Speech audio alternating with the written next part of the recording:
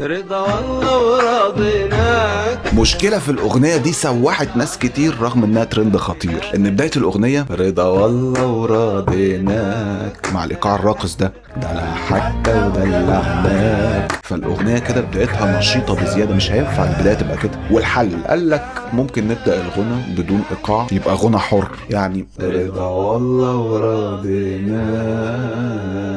ده اللي حصل، ده حتى ودلعناك اهو كده، بداية هادية مناسبة لحد ما الإيقاع يجي، تحفة. بس ده عمل مشكلة، إن ناس كتير لما بتيجي تغني الأغنية بيبقوا فاكرين إن الجزء الأول ده علشان حر فبراحتي أنا كمان حر أستعرض صوتي، أزود في حليات والوي الجمل وأوريهم بقى إمكانياتي الغنائية، رغم إن الكلام مش كده. ده بيقول لها رضا والله وراضيناك ودلعناك، كافي لا تزودها لو ندري ما زعلناك. عاوز يصالحها ويضحكها ببساطة، انما لما تقول لها دلع حتى ودلعنا تخنقها اكتر ما هي قرفانة.